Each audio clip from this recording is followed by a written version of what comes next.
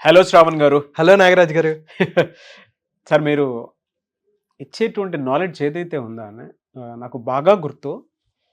5 senses activate చేసి గనక మనం రిచ్ అవ్వాలి అనుకున్నప్పుడు దాన్ని ఎలా ఏ విధంగా మన 5 సెన్సెస్ యూజ్ చేసి ఒక్కొక్క 500 నోట్ తీసుకొచ్చి మరీ చెప్పారు మీరు. అవునండి. ఈ విధంగా యూటిలైజ్ చేస్తేనే దానివల్ల అడ్వాంటేజ్ ఉంటుంది. అట్ ద సేమ్ టైం మనకు ఆ రెస్పాన్సిబిలిటీతో పాటు మనం రిచ్ అవ్వడానికి హ్యాపీగా ఉండటానికి ఎక్కువ కారణాలు అవుతాయి. అప్పుడే సక్సెస్ అవుతాం అని చెప్పేసి ఒక ఎగ్జాంపుల్ తీసుకొచ్చి చెప్పారు. అవునండి. స్టిల్ ఆ వీడియో అంటే నాకు చాలా బాగా ఇష్టం అండి. Thank you. Very good content.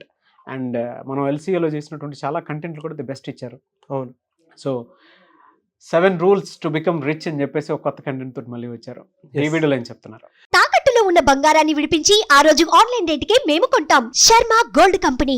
So ఈ 7 రూల్స్ టు బికమ్ రిచ్ అయితే మనం ఎవరిని ఎగ్జాంపుల్గా తీసుకుంటామంటే చాణక్యుడు అర్థశాస్త్రం రాసినప్పుడు అది కేవలం రాజులకు మాత్రం బాగా హెల్ప్ అయ్యేది.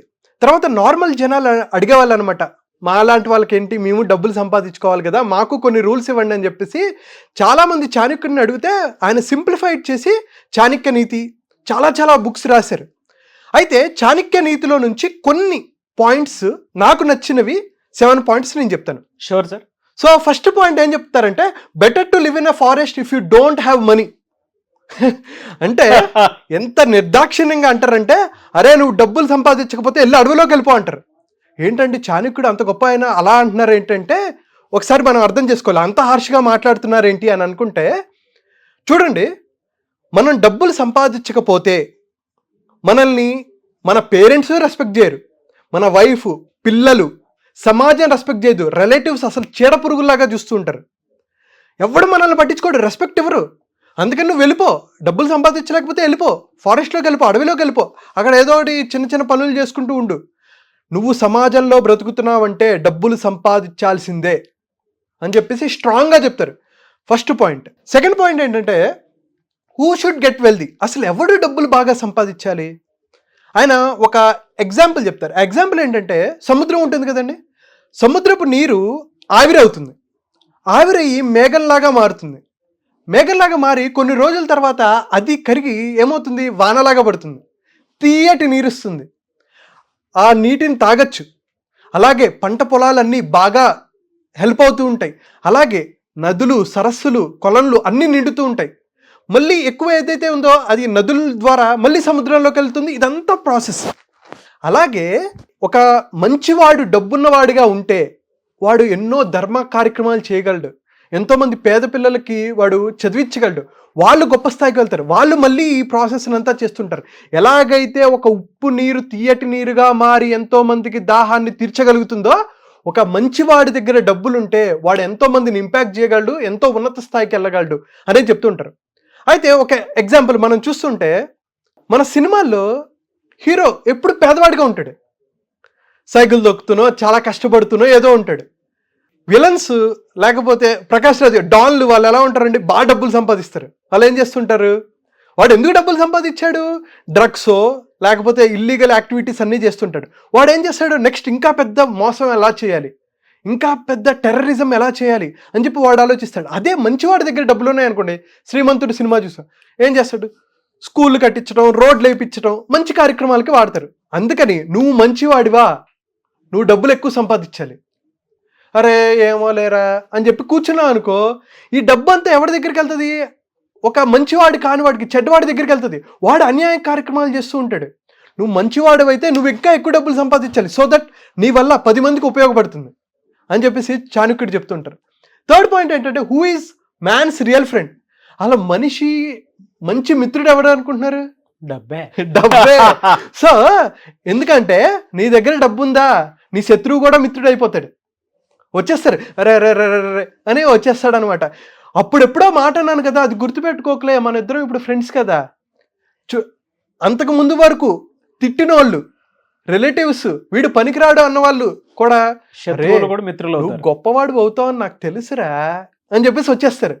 సో నువ్వు ఎప్పుడైతే నీ బెస్ట్ ఫ్రెండ్ అయిన డబ్బును సంపాదిస్తావో మిగతా వాళ్ళందరూ ఆటోమేటిక్గా వస్తారు. సో అందుకనే మంచిగా డబ్బులు సంపాదించాలని చెప్తున్నారు. అయితే wealthy is consider as wise. మనం చూస్తే సమాజంలో వీడు బాగా డబ్బులు సంపాదిస్తున్నాడు రా, మంచి తెలివైనోడు అంటే డబ్బుకి తెలివితేటలకి లింక్ పెడతారు. సో అరే వాడేంట్రా అలా సంపాదించేశాడు, వాడు చాలా తెలివైనోడు అని అనుకుంటారు. అరే నువ్వు ఉన్నావు ఎందుకు పనికిరావు అని చెప్పి కంపారిజన్ చేస్తూ ఉంటారు చాలామంది. అయితే వాడు ఏ రకంగా డబ్బులు సంపాదించాడో తెలియదు కానీ జనాలు ఎలా ప్రొజెక్ట్ చేసుకుంటారంటే వీడు డబ్బులు సంపాదించాడు కాబట్టి వీడు తెలివైనోడు అనే ఒక పర్స్పెక్టివ్లోకి వచ్చేస్తుంటారు అనమాట. అందుకనైనా సరే నువ్వు డబ్బులు సంపాదించాలి అని చెప్పేసి చాణక్యుడు చెప్తున్నారు. సో తర్వాత పాయింట్ ఏంటంటే best way to earn money. తెలుసు, అందరికీ తెలుసు డబ్బులు సంపాదించాలి అని. ఈ పాయింట్ నేను సమ్మరైజ్ చేస్తాను. ఇక్కడ ఏంటంటే best way to earn money అనేది నువ్వు న్యాయంగా, ధర్మంగా, నీతివంతంగా డబ్బులు సంపాదిస్తేనే అది మంచి డబ్బురా. అన్యాయంగా వేరే వాడిని మోసం చేసి డబ్బు ఎప్పుడు సంపాదించుకో అని చెప్పి చాణక్యుడు గట్టిగా చెప్తారనమాట. సో మనం ఏ డబ్బు సంపాదించినా, చాలామంది పొలిటీషియన్స్ అండి, ఎంతోమంది పేదవాళ్ళు వాళ్ళ కడుపు కొట్టి, లేకపోతే అంతెందుకు గవర్నమెంట్ ఎంప్లాయీసే ఉంటారు, ఈవెన్ రైతుల దగ్గర కూడా లంచాలు తీసుకుని ఉంటారు. మనం చూస్తూనే ఉంటాం కదండి సమాజంలో, కోట్లు వాళ్ళు సంపాదిస్తూ ఉంటారు. ఈవెన్ పేద పిల్లలకి వాళ్ళు ఏమి చేయరు. ఎలక్షన్స్లో మాత్రం డబ్బులు. అరే నువ్వు కరెక్ట్ టైంలో మంచి పథకాలన్నీ పెట్టి వాళ్ళకి అందరికీ హెల్ప్ చేస్తే నువ్వు ఓట్లు కొనుక్కోవాల్సిన అవసరం రాదు కదా. అవును, వాళ్ళే ఓటేస్తారు, అరే నాకు చాలా మంచి పని చేశాడు రా అని చెప్పేసి. సో న్యాయంగా, ధర్మంగా డబ్బులు సంపాదించాలి అని చెప్పేసి చెప్తాను. తర్వాత ఏంటంటే సేవ్ మనీ ఫర్ ఎమర్జెన్సీ. ఏంటంటే చాలామంది సమాజంలో అరే నా లైఫ్ బెస్ట్గా వెళ్తుందిరా, చాలా ఎంజాయ్ చేయాలి, కార్లు కొంటుంటారు, లగ్జరీ కొంటుంటారు. తప్పు కాదు, నేను ఏది దీంట్లో తప్పనట్లా. కానీ మనకు ఎప్పుడైతే మంచి ఫేజ్ వస్తుందో లైఫ్లో ఖచ్చితంగా లో ఫేజ్ వస్తుంది. అది మనం మోటివేషన్లో కూడా చెప్పేది ఏంటంటే ఎంత సక్సెస్ఫుల్ పర్సన్ అయినా సరే ఖచ్చితంగా ఫెయిల్యూర్స్ చూస్తాడు. నీ లైఫ్ ఎప్పుడు ఫెయిల్యూర్స్లోనే ఉండదు, ఖచ్చితంగా నువ్వు కూడా సక్సెస్ చూస్తావు. అలాగే మన లైఫ్లో మనకి నచ్చిన వాళ్ళకి ఏదో ఒక ఎమర్జెన్సీ రావచ్చు, వాళ్ళ హెల్త్ బాగోపోవచ్చు, లేకపోతే మనకే ఏదైనా యాక్సిడెంట్ జరగచ్చు, మన జాబ్ సరిగ్గా వెళ్ళకపోవచ్చు, ఏదైనా జరగచ్చు. సో ఎమర్జెన్సీ కోసం డబ్బులు దాచిపెట్టుకోండిరా. ఎప్పుడు ఏం జరుగుతుందో తెలీదు. మంచిగా ఉన్నప్పుడు రెచ్చిపోకు, ఎప్పుడు లేకపోతే లోగా ఉన్నప్పుడు నువ్వేదో అర్రే నా బతికింతేనా అని ఎప్పుడు అనుకోవద్దు. ఖచ్చితంగా నీ టైం వస్తుంది. కాబట్టి ఎప్పుడు ఏది జరుగుతుందో తెలియదు కాబట్టి ఎమర్జెన్సీగా కొంత డబ్బులు ఎప్పుడూ నీ దగ్గర పెట్టుకో అని చెప్పేసి చెప్తున్నారు. సో లాస్ట్ పాయింట్ ఏంటంటే we change with wealth creation. చాలామంది ఏమంటారండి, ఇది డబ్బులు సంపాదించిన తర్వాత మారిపోయాడు రా. అవును, మారతాడు. ఎందుకు మారతాడో చెప్పనా? ఫర్ సపోజ్ ఇప్పుడు ఆ నెట్వర్క్ మారిపోతుంది కదా, మైండ్ సెట్ మారుతుంది. ఇప్పుడు మనం మాట్లాడుకునేది ఏంటి, నువ్వు డబ్బు సంపాదించాలి అంటే నీ మైండ్ సెట్ మారాలి. నీ మైండ్ సెట్ మారకపోతే నువ్వు డబ్బులు సంపాదించలేవు. అందుకని ఏమంటారంటే ₹1,00,00,000 సంపాదించడం కష్టం కాదు, ₹1,00,00,000 సంపాదించడానికి ఏదైతే మైండ్ సెట్ అవసరమో ఆ మైండ్ సెట్ ఉంటే ₹1,00,00,000 ఈజీగా సంపాదిస్తావు. అవును కదా. అలాగే నీ మైండ్ సెట్ మారుతూ ఉంటుంది. నువ్వు డబ్బులు సంపాదించే కొద్దీ నీ మైండ్ సెట్ మారుతుంది. మైండ్ సెట్ మారినప్పుడు నువ్వు పాత ఫ్రెండ్స్తో ఉండలేవు, ఎందుకంటే వాడి ఆలోచన విధానం వేరు, నీ ఆలోచన విధానం వేరు. నువ్వు మాట్లాడే తీరు, నువ్వు బిహేవ్ చేసే ప్రతిదీ మారుతూ ఉంటుంది. అయితే అది మంచి వేలో ఉన్నాడా చెడు వేలో ఉన్నాడా అది వేరే విషయం, కానీ ఖచ్చితంగా డబ్బులు సంపాదిస్తే వాళ్ళ మైండ్ సెట్ అనేది మారుతుంది. సో టు సమ్మరైజ్ ఏం చెప్తారంటే, నువ్వు బాగా డబ్బులు సంపాదించు, డబ్బులు సంపాదించలేవా అడవుల్లోకి వెళ్ళిపో. ఆ డబ్బు ఎలా సంపాదించాలి? న్యాయంగా, ధర్మంగా డబ్బులు సంపాదించు. నువ్వు న్యాయంగా డబ్బులు సంపాదించి నువ్వు 10 మందికి హెల్ప్ చేయగలిగితే అదే నీ బెస్ట్ ఫ్రెండ్. మనీ అనేదే నీ బెస్ట్ ఫ్రెండ్. రెచ్చిపోకు, ఇప్పుడు బాగా వెళ్తుందని రెచ్చిపోకు, ఖచ్చితంగా నీకు లో ఫేజ్ వస్తుంది. అందుకని డబ్బులు జాగ్రత్తగా దాచిపెట్టుకో, మంచి వాళ్ళతో ఉండు, గొప్ప వాళ్ళతో ఉండు, నీ మైండ్ సెట్ మార్చుకో అని చెప్పేదే మొత్తం ఈ 7 స్టెప్. ఇంకా చాలా ఉన్నాయి, మనం టైం కొంచెం తక్కువ ఉంది కాబట్టి ఈ పాయింట్స్తో మనం క్లోజ్ చేస్తున్నాం. ఇంకొక ఎపిసోడ్లో నచ్చిన వాళ్ళు సెకండ్ పార్ట్ కావాలని అడగండి, తర్వాత మేము చేస్తాం.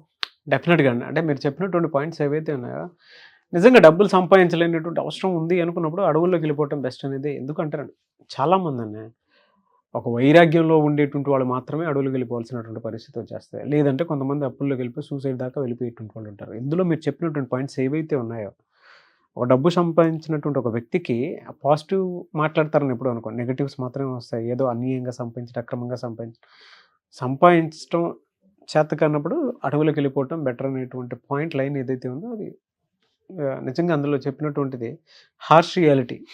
ఇంకంతే. ఎందుకంటే సొసైటీ కొన్ని ఎక్స్పెక్ట్ చేస్తుంది, సొసైటీ నుంచి మనం ఎక్స్పెక్ట్ చేసే ఆ విధంగా బతుకుతాం. కాబట్టి మానవుడు సంఘజీవి అని చెప్పడానికి దాని నుంచే అప్పట్లోనే చాణక్య నీతిలో ఇటువంటి రాసి ఉన్నాయి కాబట్టి మనం ఈరోజు ఇలా మాట్లాడుకోవాల్సిన పరిస్థితి వచ్చింది. ఎనీవేస్ థ్యాంక్ యూ అండి, thank you so much Shravan గారు. థ్యాంక్ యూ అండి, థ్యాంక్ యూ సో మచ్.